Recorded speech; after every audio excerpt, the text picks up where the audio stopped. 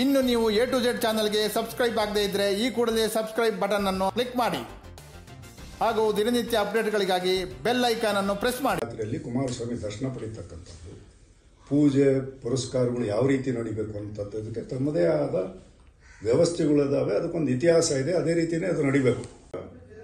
24 ಗಂಟೆ ಯಾರು ಬೇಕಾದ್ರೂ ಹೋಗ್ಬೋದು. ಜಾತ್ರೆಯ ಮಹಾಮಂಗಳಾರತಿ ಮತ್ತೆ ಪಟ್ಟಾಭಿಷೇಕ ಇದೇನಾಗ್ತದೆ ಅದಕ್ಕೆ ನಡೆದಿರ್ತಕ್ಕಂಥ ಆ ಸಮಯ ಮಾತ್ರ. ಅದು ಬಿಟ್ಟರೆ ಹರಿಜನರು ಹೋಗ್ಬೋದು, ಹೆಣ್ಮಕ್ಳು ಹೋಗ್ಬೋದು, ಅನ್ಯ ಧರ್ಮೀಯರು ಹೋಗ್ಬೋದು, ಯಾವುದಕ್ಕೂ ರಿಸ್ಟ್ರಿಕ್ಷನ್ ಇಲ್ಲ. ಅನಿಲ್ ನಾಡು ಕೂಡ MLA ಕೆಲಸ ಮಾಡಿದರೆ ಜವಾಬ್ದಾರಿ ಸ್ಥಾನದಾಗಿದ್ದಾರೆ. ಜಾತ್ರೆ ನಡೀತಿರ್ತಕ್ಕಂಥ ಸಂದರ್ಭದಲ್ಲಿ ಗೊತ್ತಿಲ್ಲದಂಗೆ ಈಗ ಇವ್ರು ಮೊನ್ನೆ ನಮ್ಮ MLA ಕೂಡ ಇದ್ದರು. ಆದರೆ ಗರ್ಭಗುಡಿಗೆ ಒಳಗೆ ಹೋಗೋಕ್ಕಾಗಲಿ ಇದಕ್ಕಾಗಲಿ ಅವರು ಹೋಗೋಂಥ ಪ್ರಯತ್ನ ಮಾಡಲಿಲ್ಲ. ಕುಮಾರಸ್ವಾಮಿ ಜಾತ್ರೆ ಅವ್ಯವಸ್ಥೆಗೆ ಸ್ಮಯರ್ ಕಂಪನಿಯ ಮ್ಯಾನೇಜರ್ ಸಲೀಂ ಕಾರಣಕರ್ತ ಎಂದು ಮಾಜಿ ಶಾಸಕ ಹಾಲಿ ವಿಜಯನಗರ ಜಿಲ್ಲಾ ಕಾಂಗ್ರೆಸ್ ಪಕ್ಷದ ಜಿಲ್ಲಾಧ್ಯಕ್ಷ ಶಿರಾಜ್ ಶೇಖ್ ಅವರು ಸಂಡೂರು ಪಟ್ಟಣದ ತಮ್ಮ ಸ್ವಗೃಹದಲ್ಲಿ ಪತ್ರಿಕಾಗೋಷ್ಠಿಯನ್ನು ಕರೆದಿದ್ದರು. ಪತ್ರಿಕಾಗೋಷ್ಠಿಯಲ್ಲಿ ಮಾತನಾಡುತ್ತಾ, ಇತ್ತೀಚೆಗೆ ನಡೆದ ಕುಮಾರಸ್ವಾಮಿ ಜಾತ್ರಾ ಮಹೋತ್ಸವಕ್ಕೂ ಈ ಹಿಂದೆ ನಡೆದ ಜಾತ್ರಾ ಮಹೋತ್ಸವಕ್ಕೂ ಅಜಗಜಾಂತರ ವ್ಯತ್ಯಾಸವಿದ್ದು, ಕುಮಾರಸ್ವಾಮಿ ಜಾತ್ರೆಯು ಈ ವರ್ಷ ಸಂಪೂರ್ಣ ಅಸ್ತವ್ಯಸ್ತವಾಗಿದೆ. ಕುಮಾರಸ್ವಾಮಿ ಜಾತ್ರೆಯಲ್ಲಿ ಇತ್ತೀಚಿನವರೆಗೂ ಯಾವುದಕ್ಕೂ ವ್ಯಾಪಾರೀಕರಣದ ದೃಷ್ಟಿಯಲ್ಲಿಟ್ಟುಕೊಳ್ಳದೆ ಯಾವ ತರಹದ ವಸೂಲಿಗಳು ಇರಲಿಲ್ಲ. ಜಾತ್ರೆ ಸಮಯದಲ್ಲಿ ಭಕ್ತರಿಗೆ ನೀಡುವ ವಿಶೇಷ ಪ್ರಸಾದದ ಬೆಲೆ ಏರಿಕೆ ಮತ್ತು ವ್ಯತ್ಯಾಸಗಳನ್ನು ಮಾಡಿದ್ದು ಸರಿಯಾದ ಕ್ರಮವಾಗಿರಲಿಲ್ಲ. ಉಪಹಾರಕ್ಕಾಗಿ 25 ರೂಪಾಯಿ, ಅಲಂಕಾರ ದರ್ಶನಕ್ಕಾಗಿ 300ರಿಂದ 600 ಹಾಗೂ ಮಳಿಗೆಗಳ ಅನುಮತಿಗೆ 4,000 ರೂಪಾಯಿ ಕೊಟ್ಟಿದ್ದು ಸಹ ಕಂಡುಬಂದಿದೆ. ದರವನ್ನು ಏಕಾಏಕಿ ಹೆಚ್ಚಿಸಿದರ ಕುರಿತು ಸಾರ್ವಜನಿಕರು, ಸಂಘ ಸಂಸ್ಥೆಗಳು ದೂರಿದ್ದಾರೆ. ಆದ್ದರಿಂದ ಎಲ್ಲ ಭಕ್ತಾದಿಗಳಿಗೆ ಒಂದೇ ರೀತಿಯಲ್ಲಿ ವಿತರಣೆ ಮಾಡುವುದು ಬಹುಮುಖ್ಯವಾದದ್ದು. ಅಲ್ಲದೆ ಕೆಲ ದಿನಗಳ ಹಿಂದೆ ವೆಂಕಟರಾವ್ ಗೋರ್ಪಡೆ ಅವರು ಕುಮಾರಸ್ವಾಮಿ ದೇವಸ್ಥಾನಕ್ಕೆ ಟ್ರಸ್ಟ್ ರಚನೆಯನ್ನು ಮಾಡುವುದು ಅತಿ ಅಗತ್ಯವಾಗಿದೆ ಎಂದು ಹೇಳಿದ್ದು, ಆ ಟ್ರಸ್ಟ್ನಲ್ಲಿ 6 ಜನ ಸದಸ್ಯರಿರಬೇಕು. ಅದರಲ್ಲಿ ದಿವಂಗತ ಯಶವಂತರಾವ್ ಗೋರ್ಪಡೆ ಅವರ 4 ಮಕ್ಕಳ ಕುಟುಂಬದವರಲ್ಲಿ ಒಬ್ಬರನ್ನು ಟ್ರಸ್ಟಿಗಳನ್ನಾಗಿ ಮತ್ತು ಜಿಲ್ಲಾಧಿಕಾರಿಗಳು ಹಾಗೂ ತಹಶೀಲ್ದಾರ್ ಅವರನ್ನು ಪದನಿಮಿತ್ತ ಸದಸ್ಯರನ್ನಾಗಿಸಬೇಕು ಎಂದಿದ್ದಾರೆ. ಇದರಿಂದ ದೇವಸ್ಥಾನ ಜಾಗದಲ್ಲಿ ಮೂಲ ಸೌಕರ್ಯಗಳನ್ನು ಕಲ್ಪಿಸಲು ಮತ್ತು ಸುವ್ಯವಸ್ಥೆ ಕಾಪಾಡಲು ಅನುಕೂಲವಾಗಲಿದೆ. ದೇವಸ್ಥಾನವು ಅಭಿವೃದ್ಧಿ ಕಾಣಲಿದೆ.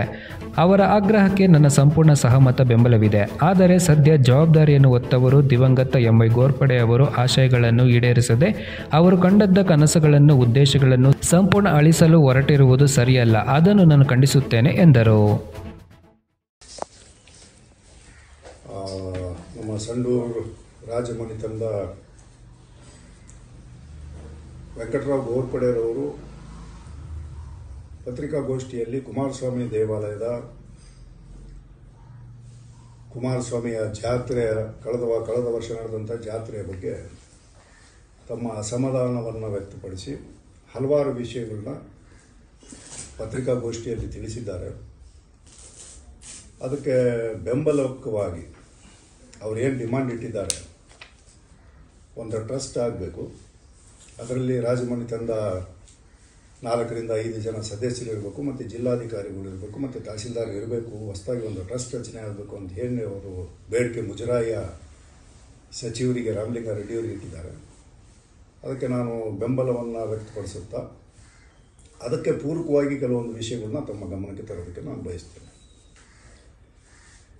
ನಮ್ಮ ಕುಮಾರಸ್ವಾಮಿ ದೇವಸ್ಥಾನ, ಕುಮಾರಸ್ವಾಮಿಯ ಭಕ್ತಾದಿಗಳು ಕೇವಲ ಕರ್ನಾಟಕ ರಾಜ್ಯದಲ್ಲಿ ಅಷ್ಟೇ ಅಲ್ಲ, ನಮ್ಮ ರಾಜ್ಯದ ಗಡಿ ಭಾಗದಲ್ಲಿರ್ತಕ್ಕಂಥ ಶೋಲಾಪುರ, ಕೊಲ್ಲಾಪುರ, ಪಂಡ್ರಾಪುರ ಮತ್ತು ನಮ್ಮ ರಾಜ್ಯದ ಬೆಳಗಾಂ, ಧಾರವಾಡ, ಹುಬ್ಳಿ, ಗದಗ ಈ ಭಾಗದಲ್ಲಿ ಕೂಡ ಅನೇಕ ಜನ ಭಕ್ತಾದಿಗಳು ನಮ್ಮ ಕುಮಾರಸ್ವಾಮಿ ದೇವರನ್ನ ಫಾಲೋ ಮಾಡ್ತಕ್ಕಂಥವ್ರು, ಅವರ ಭಕ್ತಾದಿಗಳಾಗಿ ಅವ್ರದ್ದೇ ಆದಂಥ ನಂಬಿಕೆಗಳನ್ನ ಇಟ್ಕೊಂಡಿರ್ತಕ್ಕಂಥ ಜನ ನಮ್ಮ ರಾಜ್ಯದಲ್ಲಿ ಎಲ್ಲ ಕಡೆಗೂ ಇದ್ದಾರೆ. ಹಿಂದೆಲ್ಲ MI ಗೋರ್ಪಡೆಯವರ ಕಾಲದಲ್ಲಿ ಈ ಜಾತ್ರೆಯ ಸಿದ್ಧತೆಗಳು 3 ತಿಂಗಳ ಕಾಲ ನಡೀತಾ ಇತ್ತು. ಆ ಸಂದರ್ಭದಲ್ಲಿ ಊರಿನ ಎಲ್ಲ ಹಿರಿಯರನ್ನ, ಇಲ್ಲಿರ್ತಕ್ಕಂಥ ಬುದ್ಧಿಜೀವಿಗಳನ್ನ, ಯಾರು ಸೇವೆ ಮಾಡೋದಕ್ಕೆ ತಯಾರಿದ್ದಾರೆ, ಕುಮಾರಸ್ವಾಮಿಯ ಸೇವೆಯನ್ನು ಮಾಡೋದಕ್ಕೆ ತಯಾರಿದ್ದಾರೆ ಅಂತ ಎಲ್ಲ ಜನರನ್ನು ಒಟ್ಟಿಗೆ ಸೇರಿಸಿ ಅವರೆಲ್ಲರನ್ನೂ ಕರೆದು ಅವರ ಸಲಹೆ ಸೂಚನೆಗಳನ್ನ ತಗೊಂಡು ಜಾತ್ರೆಯನ್ನು ಏರ್ಪಾಟ್ ಮಾಡ್ತಾಯಿದ್ರು. ಅವಾಗ ನಾವು ಕೂಡ ಅವ್ರ ಜೊತೆಗಿದ್ವಿ. ಜಾತ್ರಾ ಸಮಯದಲ್ಲಿ ರಾಜ ಮನೆತನದವರು ಪಟ ಏರಿಸುವ ಸಂದರ್ಭದಲ್ಲಿ ಕಮತೂರು ಹಾಗೂ ಲಕ್ಷ್ಮೀಪುರ ಗ್ರಾಮದ ಜನರು ಬಹಳ ಸಹಕಾರ ನೀಡುತ್ತಿದ್ದರು. ಕುಮಾರಸ್ವಾಮಿ ಜಾತ್ರೆಗೆ DMY ಗೋರ್ಪಡೆಯವರು 3 ತಿಂಗಳ ಮುಂಚಿತವಾಗಿ ಯೋಜನೆಯನ್ನು ಹಾಕಿಕೊಂಡು ಯಾರ್ಯಾರಿಗೆ ಯಾವಾಗ ಹೊಣೆಗಾರಿಕೆ ಕೊಡಬೇಕು ಅದನ್ನೇ ಕೊಡುತ್ತಿದ್ದರು. ಆದರೆ ಈಗಿನ ಸ್ಮೈರ್ ಸಂಸ್ಥೆಯಲ್ಲಿರುವ ಜನರಲ್ ಮ್ಯಾನೇಜರ್ ಹೈದರಾಬಾದ್ನ ಸಲೀಂ ಎನ್ನುವವರು ಸ್ಥಳೀಯರ ಮತ್ತು ಇಲ್ಲಿನ ಜಾತ್ರಾ ಸಂಪ್ರದಾಯದ ಬಗ್ಗೆ ಪ್ರಾಥಮಿಕ ತಿಳುವಳಿಕೆ ಇಲ್ಲದೆ ಜಾತ್ರೆಯ ಉಸ್ತುವಾರಿ ವಹಿಸಿಕೊಂಡು ಬೇಜವಾಬ್ದಾರಿತನದಿಂದ ಯಥಾತಥವಾಗಿ ತನ್ನಗನಿಸಿದಂತೆ ಮಾಡಿ ಜಾತ್ರೆ ಹಿನ್ನಡೆಯಾಗಲು ಕಾರಣವಾಗಿದ್ದು, ಧಾರ್ಮಿಕ ಕಾರ್ಯಗಳ ಸಂಪ್ರದಾಯಗಳೇ ಗೊತ್ತಿಲ್ಲದ ಸಲೀಂ ಒಬ್ಬರೇ ವ್ಯವಸ್ಥಾಪಕರಾದರೆ ಸಾಲದು, ಅದನ್ನು ಬಹಾರ್ಜಿ ಗೋರ್ಪಡೆ ಅವರು ಜವಾಬ್ದಾರಿ ತೆಗೆದುಕೊಂಡು ಜಾತ್ರೆಯಲ್ಲಿ ಕಾಳಜಿ ಮಾಡಬೇಕಾಗಿರುವುದು ಅತಿ ಅವಶ್ಯಕವಾಗಿದೆ ಎಂದು ಕಾಂಗ್ರೆಸ್ ಪಕ್ಷದ ಮುಖಂಡರಾದ ಶಿರಾಜ್ ಶೇಖ್ ಅವರು ಗಂಭೀರವಾಗಿ ಆರೋಪಿಸಿದರು. MY ಗೋರ್ಪಡೆಯವರು ಇರೋ ತನಕ, ದೇವರಂತ MY ಗೋರ್ಪಡೆಯವರು ಇರೋ ತನಕ ನಾವು ಕೂಡ ಮೊದಲನೇ ದಿವಸ ರಾತ್ರಿನೇ ಅಲ್ಲಿಗೆ ಹೋಗ್ತಾ ಇದ್ದೀವಿ. ಕೇವಲ ರಾಜವಂಶಸ್ಥರು ಮಾತ್ರ ಅಲ್ಲಿ ಪಕ್ಕದಲ್ಲಿರ್ತಕ್ಕಂಥ ಗೆಸ್ಟ್ ಹೌಸ್ನಲ್ಲಿ ಉಳ್ಕೊಳ್ತಾ ಇದ್ರು. ಮಹಾಪೂಜೆ ಸಂದರ್ಭದಲ್ಲಿ, ಮಂಗಳಾರತಿಯ ಸಂಬಂಧದಲ್ಲಿ ರಾಜಮನೆತನದ 4-5 ಜನ ಅವರ ಅಣ್ಣತಮ್ಮಂದರು ಏನಿದ್ದಾರೆ ಅವರು ಮಾತ್ರ ಗರ್ಭಗುಡಿಯಲ್ಲಿ ಹೋಗ್ತಾ ಇದ್ರು. ಆದರೆ ಹೋದರೂ ಕೂಡ ಅವರು ದೇವರ ಮೂರ್ತಿಗೆ ಅಡ್ಡಲಾಗಿ ನಿಂದಿರ್ತಾ ಇದ್ದಿಲ್ಲ, ಸೈಡಿಗೆ ನಿಲ್ತಾ ಇದ್ರು. ಸೈಡಿಗೆ ನಿಂತ್ಕೊಂಡ್ರೆ ಭಕ್ತಾದಿಗಳು ಎಲ್ಲರಿಗೂ ಕೂಡ ದೇವರ ದರ್ಶನ ಆಗಬೇಕು ಅನ್ನೋ ಉದ್ದೇಶದಿಂದ ಅವರು ಆ ಟ್ರಸ್ಟ್ನವರಾಗಿದ್ದರು ಕೂಡ, ಟ್ರಸ್ಟಿಗಳಾಗಿದ್ದರು ಕೂಡ ಸೈಡ್ನಲ್ಲಿ ನಿಲ್ತಾ ಇದ್ರು. ಮತ್ತು ಪಟ ಹಾರಿಸೋ ಸಂದರ್ಭದಲ್ಲಿ ರಾಜಮನೆತನದವರು ಮತ್ತು ಕಮ್ತೂರ್ನ ಒಬ್ಬರು ಇಬ್ಬರು ಹಿರಿಯರು ಅದಕ್ಕೆ ಸಹಾಯಕರಾಗಿ ಹೋಗ್ತಾ ಇದ್ರು ಹೊರತು ಇನ್ಯಾರು ಕೂಡ ಅದರಲ್ಲಿ ಪ್ರವೇಶ ಮಾಡ್ತಾ ಇದ್ದಿಲ್ಲ. ಅದು ಮೊನ್ನೆ ಆ ವ್ಯವಸ್ಥೆಗೂ ಕೂಡ ಧಕ್ಕೆ ಬಂದಿದೆ ಅಂಥೇಳಿ ನಾನು ಕೇಳ್ಕೊಂಡಿದ್ದೀನಿ. ಇದು ತಪ್ಪು, ಇದಾಗಬಾರ್ದು. ಅದೇ ರೀತಿಯಲ್ಲಿ ಅದು ನಡೀಲಿ. ಇವರು ಕೂಡ ಹೊಸದಾಗಿ ಮ್ಯಾನೇಜಿಂಗ್ ಡೈರೆಕ್ಟರ್ ಆಗಿದ್ದಾರೆ, ಅವ್ರ ತಮ್ಮ ಇದ್ದಾರೆ. ದಯಮಾಡಿ ಅವರಲ್ಲಿ ಕೈ ಮುಗಿದು ಕೇಳ್ಕೊಳ್ತೀನಿ, ನಿಮ್ಮ ಅಜ್ಜವರ ಆಸೆ ಏನಿತ್ತು, ನಿಮ್ಮ ಅಜ್ಜರ ಸಂಪ್ರದಾಯ ಏನಿತ್ತು, ಅವರು ಯಾವ ರೀತಿಯಾಗಿ ಸ್ಮೈರ್ ಕಂಪನಿ ಎಂಪ್ಲಾಯೀಸ್ರ ಮೇಲೆ ಪ್ರೀತಿ ವಿಶ್ವಾಸ ಇಟ್ಕೊಂಡಿದ್ರು, ನಮ್ಮ ಮನೆ ಮಕ್ಕಳು ಅಂದ್ಕೊಂಡಿದ್ರು, ಅದೇ ರೀತಿಯಾಗಿ ತಾವು ನಡೆಸ್ಕೊಂಡು ಹೋಗ್ರಿ. ಅನ್ಯಾಯ ಮಾಡಬಾರ್ರಿ. ಎಲ್ಲದನ್ನು ಕಮರ್ಷಿಯಲಾಗಿ ತೊಗೋಬಾಡ್ರಿ. ಕಮರ್ಷಿಯಲ್ಲಾಗಿ ಈ ಕಂಪ್ನಿ ಅಂದು ನಡೆದಿಲ್ಲ. ಜನರ ಹಿತಕ್ಕಾಗಿ ನಡೆದಿರ್ತಕ್ಕಂಥ ಕಂಪ್ನಿ ಹಾಗೇ ಇರಲಿ. ನಿಮ್ಮ ಮನೆತನದ ಹಿತಕ್ಕಾಗಿ ಅಷ್ಟು ಜನ ದುಡಿದಿದ್ದಾರೆ, ಅವ್ರಿಗೆ ತೊಂದರೆ ಮಾಡಬಾರ್ರಿ ಅಂಥೇಳಿ ನಾನು ಕೈ ಮುಗಿದು ಈಗಿರ್ತಕ್ಕಂಥ ಮ್ಯಾನೇಜ್ಮೆಂಟಿಗೆ ಕೇಳ್ಕೊಳ್ತಾ ಇದ್ದೀನಿ. ಮತ್ತು ಅಲ್ಲೇನು ಆ ದೇವಗಿರಿನಾಗ ಯಾರೋ ಒಬ್ಬರು ಕೂತ್ಕೊಂಡು ಏನು ಇದನ್ನು ಮಾಡ್ತಾ ಇದ್ದಾರೆ, ಅವರಿಂದ ಭಾಳ ಜನಕ್ಕೆ ತೊಂದರೆ ಆಗ್ತಾಯಿದೆ. ಅದ್ರ ಬಗ್ಗೆ ಕೂಡ ದಯಮಾಡಿ ತಾವು ಆಲೋಚನೆ ಮಾಡಿ. ಸರಿಗಿದ್ರೆ ನಂದೇನು ಅಭ್ಯಂತರ ಇಲ್ಲ. ಯಾಕಂದರೆ ಈಗ ಮೊನ್ನೆ ನಡೆದಂಥ ಜಾತ್ರೆಯ ಏನು ಮಿಸ್ಟೇಕ್ಗಳು ಅದಾಗಿದೆ ಅದು ಅವರಿಂದನೇ ಆಗಿದೆ ಅಂತ ಎಲ್ಲರೂ ಹೇಳ್ತಾ ಇದ್ದಾರೆ. ಅದ್ರ ಬಗ್ಗೆ ಕೂಡ ತಾವು ಗಮನ ಕೊಡ್ರಿ. ಇಲ್ಲಿದ್ದಂಥವ್ರಿಗೆ ಕುಮಾರಸ್ವಾಮಿ ದೇವಸ್ಥಾನ ಅಂದರೆ ಏನು, ಸಂಡೂರಿನ ಜನತೆ ಅವರ ಸೆಂಟಿಮೆಂಟ್ಸ್ ಏನು, ಅದನ್ನು ಅರ್ಥ ಮಾಡ್ಕೊಂಡವ್ರು ಅಂಥವ್ರಿಗೆ ನೀವು ಮ್ಯಾನೇಜ್ಮೆಂಟ್ ಕೊಟ್ಟರೆ ಒಳ್ಳೆಯದಾಗ್ತದೆ. ಯಾರೋ ಹೈದ್ರಾಬಾದ್ನಿಂದ ಬಂದವರಿಗೆ ನೀವು ಮ್ಯಾನೇಜ್ಮೆಂಟ್ ಕೊಟ್ಟರೆ, ಇಲ್ಲಿ ಪದ್ಧತಿ ಸಂಪ್ರದಾಯ ಗೊತ್ತಿಲ್ಲದವ್ರಿಗೆ ನೀವು ಕೊಟ್ಟರೆ ತಪ್ಪುಗಳು ಆಗ್ತವೆ. ಅದನ್ನು ಮಾಡೋಕ್ಕೆ ದಯಮಾಡಿ ಕೊಡಬೇಡ್ರಿ. ಸಂಪ್ರದಾಯನ ಬಿಡಬಾರ್ರಿ, ಪದ್ಧತಿಗಳನ್ನ ಬಿಡಬಾರ್ರಿ. ಹಳೆಯ ಸಂಪ್ರದಾಯ ಪದ್ಧತಿಗಳಿಂದನೇ ಇವತ್ತು ಜನ ಬದುಕೋದು, ಊರು ಬದುಕೋದು. ಅದನ್ನು ಬಿಟ್ಟು ನೀವು ಯಂಗ್ ಜನ್ರೇಷನ್ನು, ಯಂಗ್ ಬ್ಲಡ್ ಅಂತೇಳಿ ತಪ್ಪು ನಿರ್ಣಯಗಳನ್ನು ದಯಮಾಡಿ ತೊಗೋಬಾಡ್ರಿ. ಇದು ನನ್ನ ಮಾಧ್ಯಮದ ಮುಖಾಂತರವಾಗಿ ಇರ್ತಂಥ ಮ್ಯಾನೇಜ್ಮೆಂಟ್ನವರಿಗೆ ನನ್ನ ವಿನಂತಿ. ದೇವಸ್ಥಾನದ ಆಗುಹೋಗುಗಳಿಗೆ ಹಾಗೂ ಆರ್ಥಿಕವಾಗಿ ಸದೃಢವಾಗಲೆಂದು ದೇವಸ್ಥಾನಕ್ಕೆ ಸಂಡೂರು ಸಂಸ್ಥಾನ ಮತ್ತು ಕೇಂದ್ರ ಸರ್ಕಾರ ಮಧ್ಯೆ ಕುಮಾರಸ್ವಾಮಿ ದೇವಸ್ಥಾನಕ್ಕೆ ಒಂದು ಹೆರಿಡಿಟಿ ಟ್ರಸ್ಟ್ ಅಂತ ಮಾಡಬೇಕು. ಅದಕ್ಕೆ 1130 ಎಕರೆ ಫಾರೆಸ್ಟ್ ಲ್ಯಾಂಡ್ ಅನ್ನು ಕೊಡಬೇಕು ಎಂದು ಒಂದು ಅಗ್ರಿಮೆಂಟ್ ಆಗುತ್ತದೆ. 1974ರಲ್ಲಿ ಅದರಲ್ಲಿ 630 ಎಕರೆಯನ್ನು ಫಾರೆಸ್ಟ್ನವರು ವಾಪಸ್ ತೆಗೆದುಕೊಳ್ಳುತ್ತಾರೆ. ಇನ್ನು 500 ಎಕರೆ ಟ್ರಸ್ಟ್ಗೆ ಉಳಿಯುತ್ತದೆ. ಈಗ ಆ ಭೂಮಿ ಎಲ್ಲಿದೆ ಎನ್ನುವ ಪ್ರಶ್ನೆ ಉದ್ಭವವಾಗಿದೆ. ಕಾರಣ ವೆಂಕಟರಾವ್ ಗೋರ್ಪಡೆ ವಿಷಯ ಪ್ರಸ್ತಾಪ ಮಾಡಿರೋದ್ರಿಂದ ನನಗೆ ಗೊತ್ತಿರುವ ಹಾಗೆ YR ಗೋರ್ಪಡೆ ಅವರಿಗೆ ಕುಮಾರಸ್ವಾಮಿ ಟ್ರಸ್ಟಿಗೆ ಸ್ಮೈರ್ ಕಂಪನಿಯವರಿಗೆ ಒಂದು ಲೀಸ್ ಅಗ್ರಿಮೆಂಟ್ ಆಗುತ್ತದೆ. 500 ಎಕರೆ ಭೂಮಿಯನ್ನು YR ಗೋರ್ಪಡೆ ಅವರು ಸ್ಮೈರ್ ಕಂಪನಿಗೆ ಲೀಸ್ ಕೊಡುತ್ತಾರೆ. ಅದು ಆ ಲೀಸ್ ಅಗ್ರಿಮೆಂಟ್ನಲ್ಲಿ ಏನಿದೆ ಅನ್ನೋದನ್ನು ಇವತ್ತಿನ ಸಂಬಂಧಪಟ್ಟ ಅಧಿಕಾರಿಗಳು ನೋಡಬೇಕು. ಸದ್ಯ ಅದನ್ನು ಸರ್ವೆ ಮಾಡಬೇಕು ಎನ್ನುವುದನ್ನು ಡಿಮ್ಯಾಂಡ್ ಇಟ್ಟಿದ್ದಾರೆ. ಸಂಡೂರು ತಾಲೂಕಿನಲ್ಲಿ ಹಲವು ಸಂಘ ಸಂಸ್ಥೆಗಳು ಈ ಕುಮಾರಸ್ವಾಮಿ ದೇವಸ್ಥಾನವನ್ನು ಅಲ್ಲಿ 500 ಮೀಟರ್ದೊಳಗಡೆ ಯಾವುದೇ ಕಾರಣಕ್ಕೆ ಗಣಿಗಾರಿಕೆ ಮಾಡಬಾರ್ದು ಅಂತಕ್ಕಂಥದ್ದನ್ನು ಹಲವಾರು ಸಾರಿ ಗಮನಿಸಿದ್ದೀನಿ. ಅವರ ವಾದ ಏನಿದೆ ಅಂತ ಹೇಳಿದ್ರೆ, ಮೈನಿಂಗ್ ಆಕ್ಟಿವಿಟೀಸ್ ಅಂದರೆ ಬ್ಲಾಸ್ಟಿಂಗ್ ಆಗ್ತದೆ, ಬ್ಲಾಸ್ಟಿಂಗ್ನಿಂದ ಮೇನ್ ಸ್ಟ್ರಕ್ಚರ್ಗೆ ತೊಂದರೆ ಆಗ್ತದೆ ಅನ್ನೋದು ಅದು ಅವ್ರ ವಿಚಾರ ಏನಿದೆ. ಅದಕ್ಕೆ ಮತ್ತು ಈ 500 ಎಕರೆ ಭೂಮಿ ಏನಿದೆ ಲಿಂಕ್ ಆಗ್ತದೆ. 500 ಎಕರೆ ಡಯಾ ನಾನ್ ಫಾರೆಸ್ಟ್ ಆಕ್ಟಿವಿಟಿ ನಡೀಬಾರ್ದು ಅಂತ ಹೇಳಿ ಫಾರೆಸ್ಟ್ ಆ್ಯಕ್ಟ್ ಏನಿದೆ ಅದನ್ನು ಲಾಗು ಮಾಡಿದರೆ ಈ ಸಮಸ್ಯೆ ಕೂಡ ಬಗೆಹರಿಯುತ್ತೆ. ಒಮ್ಮೆ MYG ಅವರ ಹುಟ್ಟುಹಬ್ಬದ ಸಂದರ್ಭದಲ್ಲಿ ಕಂಪನಿಯ ನೌಕರರು ನಮ್ಮೂರಿಗೆ ಆಸ್ಪತ್ರೆ, ಕಲ್ಯಾಣ ಮಂಟಪ ಬೇಡಿಕೆಯನ್ನು ಇಟ್ಟುಕೊಂಡು ಸಮಾರಂಭದಲ್ಲಿ ಹೇಳಿದಾಗ ಅದನ್ನು ಪುರಸ್ಕರಿಸಿ ನನಗೆ ಸ್ವಲ್ಪ ತೊಂದರೆ ಇದೆ, ನಾನು ನಿವಾರಿಸುತ್ತೇನೆ ಎಂದಾಗ ಅಲ್ಲಿ ಸೇರಿದ ನೌಕರರೆಲ್ಲರೂ ಒಮ್ಮತದಿಂದ ತಮ್ಮ ಒಂದು ದಿನದ ಸಂಬಳವನ್ನು ಕೊಡಲಿಚ್ಛಿಸಿದಾಗ ಅದು 7 ಲಕ್ಷ ರು ಮೊತ್ತವಾಯಿತು. ಅದನ್ನು ಸಂತೋಷದಿಂದ ಸ್ವೀಕರಿಸಿದ MY ಗೋರ್ಪಡೆ ಅವರು ಬಡಜನರ ಹಿತಕ್ಕಾಗಿ ಅದರಿಂದ ಆದರ್ಶ ಕಲ್ಯಾಣ ಮಂಟಪವಾಗಿಸಿ ಕಲ್ಯಾಣ ಮಂಟಪದಿಂದ ಕೇವಲ 2,000 ರೂಪಾಯಿಗಳನ್ನು ಸ್ವಚ್ಛತೆಗಾಗಿ ತೆಗೆದುಕೊಳ್ಳುತ್ತಿದ್ದರು. ಆದರೆ ಈಗ 25,000 ರು ತೆಗೆದುಕೊಳ್ಳುತ್ತಿದ್ದಾರೆ. ಹಾಗೆ ಶಿವಪುರ ಪ್ಯಾಲೇಸ್ ದೇವಸ್ಥಾನದಲ್ಲಿ ಮುಂದೆ ಆಗುವ ವಧುವರರಿಗೆ ರಾಜಮನೆತನದವರಿಗೂ ಉಚಿತವಾಗಿ ಮಾಂಗಲ್ಯ ವಸ್ತ್ರಗಳನ್ನು ನೀಡುತ್ತಿದ್ದರು ಮತ್ತು ಗಂಡಿ ನರಸಿಂಹಸ್ವಾಮಿ ದೇವಸ್ಥಾನದಲ್ಲಿ ಮದುವೆಯಾಗುವ ಜೋಡಿಗಳಿಗೆ ಬಡವರಿಗೆ ಅನುಕೂಲವಾಗುವಂತೆ ಕಡಿಮೆ ದರದಲ್ಲಿ ಮೊತ್ತವನ್ನು ತೆಗೆದುಕೊಂಡು ನೆರವಾಗುತ್ತಿದ್ದರು. ಆದರೆ ಅದೆಲ್ಲದಕ್ಕೂ ಇಂತಿಷ್ಟು ಮೊತ್ತವನ್ನು ನಿಗದಿಪಡಿಸಿ ತೆಗೆದುಕೊಂಡು ದುರ್ಬಳಕೆ ಮಾಡುತ್ತಿರುವುದು ಖಂಡನೀಯ ಎಂದು ಶಿರಾಜ್ ಶೇಖ್ ಅವರು ತಿಳಿಸಿದರು. ನಡೆದಾಗ ಗೋರ್ಪಡೆಯವರು ನಮ್ಮ ದೇವಗಿರಿಯ ಸ್ಮೈರ್ ಎಂಪ್ಲಾಯೀಸ್ ಅಸೋಸಿಯೇಷನ್ನ ಪದಾಧಿಕಾರಿಗಳಿಗೆ, ಊರಿನ ಹಿರಿಯರಿಗೆ, ಕೌನ್ಸಿಲರ್ಸ್ಗೆ ಎಲ್ಲರಿಗೂ ಕರೆದುಬಿಟ್ಟು ಒಂದು ಸಭೆಯನ್ನು ಮಾಡ್ತಾರೆ. ಈ ಸಹಸ್ರಾಬ್ದಿಯನ್ನು ಯಾವ ರೀತಿ ಆಚರಣೆ ಮಾಡಬೇಕು, ಈ ಸಂದರ್ಭದಲ್ಲಿ ನನ್ನಿಂದ ಏನಾದರೂ ಊರಿಗೆ ಮತ್ತು ಎಂಪ್ಲಾಯೀಸ್ ಕೊಡುಗೆ ಆಗಬೇಕಲ್ಲ, ಏನು ಬೇಕು ಅಂತ ಕೇಳ್ತಾರೆ.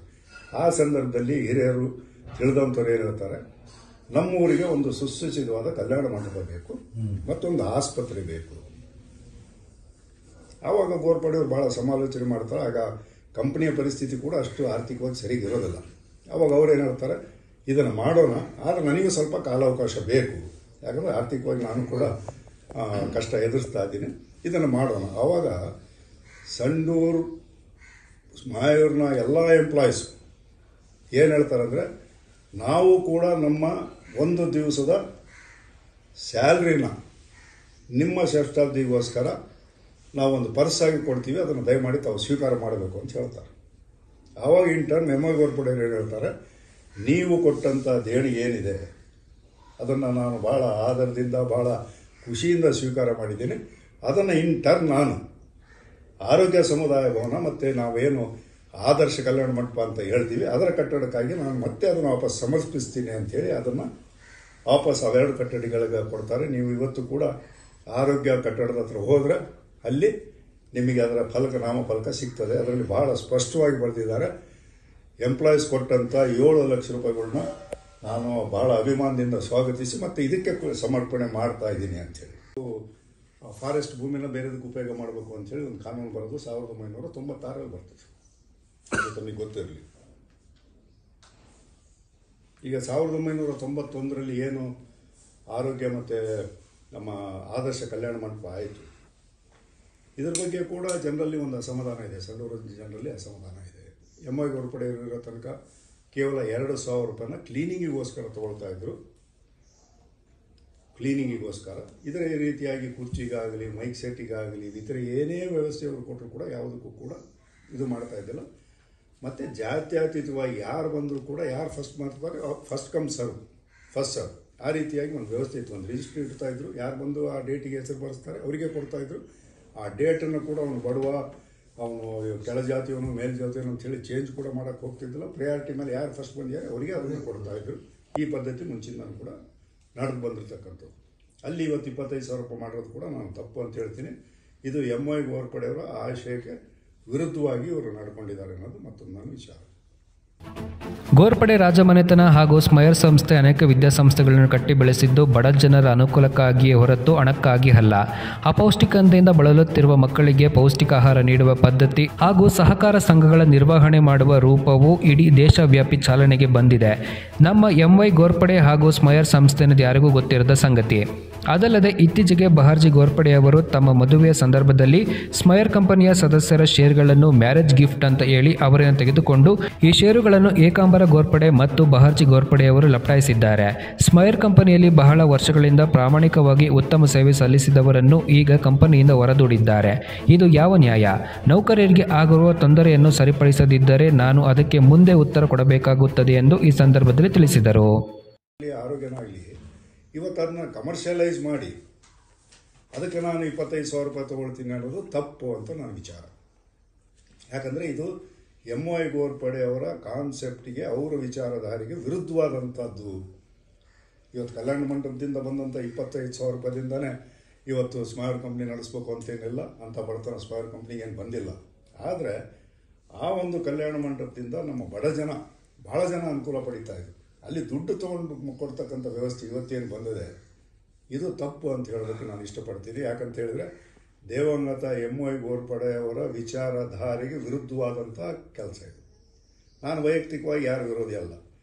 MY ಗೋರ್ಪಡೆ ಅವರ ವಿಚಾರಧಾರೆಗೆ ವಿರುದ್ಧವಾಗಿ ಅವರು ಯಾವ ಉದ್ದೇಶ ಇಟ್ಕೊಂಡು ಈ ಕಂಪ್ನಿನ ನಡೆಸ್ತಾ ಇದ್ರು, ಅವರ ತಲೆಯಲ್ಲಿ ಅವರ ವಿಚಾರದಲ್ಲಿ ಸ್ಮೈರ್ ಎಂಪ್ಲಾಯೀಸ್ನ ಯಾವ ರೀತಿಯಾಗಿ ನಡೆಸ್ಕೋಬೇಕು ಅನ್ನೋ ವಿಚಾರಧಾರೆ ಇತ್ತು. ಅದಕ್ಕೆ ತದ್ವಿರೋಧವಾಗಿ ಈಗಿರ್ತಕ್ಕಂಥ ಅಧಿಕಾರಿಗಳಾಗಲಿ, ಈಗಿರ್ತಕ್ಕಂಥ ಮ್ಯಾನೇಜಿಂಗ್ ಡೈರೆಕ್ಟರ್ ಆಗಲಿ, ಮತ್ತೊಬ್ಬರಾಗಲಿ ಇದಕ್ಕೆ ನಡೆದ್ರೆ ನಾವು ಇದನ್ನು ಹೇಳಲೇಬೇಕಾಗ್ತದೆ. ಯಾಕಂತ ಹೇಳಿದ್ರೆ ನಾನು ಕೂಡ ಸ್ಮೈರ್ ಕಂಪ್ನಿಯ ಒಬ್ಬ ಹಿತೈಷಿಯಾಗಿ ನಾನು ಕೂಡ ಅದರಲ್ಲಿ ದುಡಿದಿದ್ದೀನಿ, ನಾನು ಕೈಲಾಗಿದ್ದ ಸೇವೆಯನ್ನು ಮಾಡಿದ್ದೇನೆ. ಇದನ್ನು ನಾನು ಹೇಳಬೇಕಾಗ್ತದೆ ಅಂತ ಹೇಳಿ ಬಹಳ ನೋವಿನಿಂದ ಇವತ್ತು ನಾನು ಇದನ್ನು ತಮ್ಮ ಮುಂದೆ ಪ್ರಸ್ತಾಪ ಮಾಡ್ತಾ ಇದ್ದೀನಿ. ಅನೇಕ ವಿದ್ಯಾಸಂಸ್ಥೆಗಳನ್ನ MY ಗೋರ್ಪಡೆಯವರು ಕಟ್ಟಿ ಬೆಳೆಸಿದರು. ಆದರೆ ಹಿಂದಿದ್ದಂಥ ಉದ್ದೇಶ ಏನು?